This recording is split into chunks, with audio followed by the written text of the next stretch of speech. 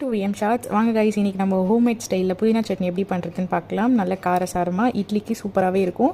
So இந்த புதினா சட்னி செய்யும் போது இட்லி உள்ளே போகிறதே தெரியாது, கவுண்ட்லெஸ்ஸாக உள்ளே போயிட்டே இருக்கும். வாங்க பார்க்கலாம். ஸோ ஒரு கடாய் எடுத்துக்கோங்க, அதில் நல்லெண்ணெய் ஆட் பண்ணிக்கோங்க. அது கூட நல்ல ஒரு கைப்பிடி அளவு உளுந்து ஆட் பண்ணிக்கோங்க. கூடவே கொஞ்சம் கால்பிடி அளவு கடலைப்பருப்பு ஆட் பண்ணிக்கோங்க. தேவையான அளவு பச்சை மிளகாவையும் ஆட் பண்ணிக்கோங்க. கொஞ்சோண்டு கடுகு ஆட் பண்ணிக்கோங்க.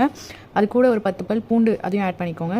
நறுக்கி வச்சிருந்த ஒரு 3 வெங்காயம் குட்டி குட்டியாக கட் பண்ணி அதையுமே ஆட் பண்ணிக்கோங்க. பெரிய வெங்காயம், சின்ன வெங்காயம் போட்டாலுமே இன்னும் டேஸ்ட் நல்லாயிருக்கும். நான் இன்றைக்கி பெரிய வெங்காயம் எடுத்திருக்கேன். ஓரளவுக்கு வதங்கினா போதும், ரொம்ப வதங்கணும்னு இல்லை. கண்ணாடி பதம் வந்ததுக்கப்புறமா நறுக்கி வச்சிருந்த தக்காளியுமே இது கூட ஆட் பண்ணிக்கோங்க. தக்காளியை நல்லா ஆட் பண்ணிவிட்டு ஒரு கிளறி தேவையான அளவு உப்பையும் இது கூட ஆட் பண்ணிக்கோங்க. தக்காளி வெங்காயம் ரொம்ப நம்ம தொக்கு வைக்கிற அளவுக்கு வதங்கணும்னு கிடையாது. ஓரளவுக்கு மசிஞ்சதுக்கப்புறம் ஒரு கைப்பிடி அளவு புதினா ஆட் பண்ணிக்கோங்க. கூடவே கொஞ்சம் கொத்தமல்லியும் ஆட் பண்ணிக்கோங்க. நல்லா வதக்கி விடுங்க. வதங்கினதுக்கப்புறமா தேவையான அளவு புளி கொஞ்சோண்டு ஆட் பண்ணிக்கோங்க. அதுவும் வதங்கினதுக்கப்புறம் ஒரு 5 மினிட்ஸில் ஆற வச்சு மிக்ஸி ஜாரில் அடித்து எடுத்துக்கோங்க. ரொம்ப தண்ணி விட்டு அரைக்கக்கூடாது, ஓரளவுக்கு நல்லா மையாக அரைச்சா போதும். இப்போ தாளிப்புக்கு நல்லெண்ணெய், கடுகு, கொஞ்சோண்டு லைட்டாக சீரகம், அது கூட பெருங்காயம் ஆட் பண்ணிக்கோங்க. காஞ்ச மிளகா ஒரு 2 கிள்ளி ஆட் பண்ணிக்கோங்க. கூட கருவேப்பிலை ஆட் பண்ணி இந்த தாளிப்பையும் அந்த புதினாவோட ஆட் பண்ணிவிடுங்க. அவ்வளோதான், நம்மளுடைய சுவையான புதினா கார சட்னி ரெடி.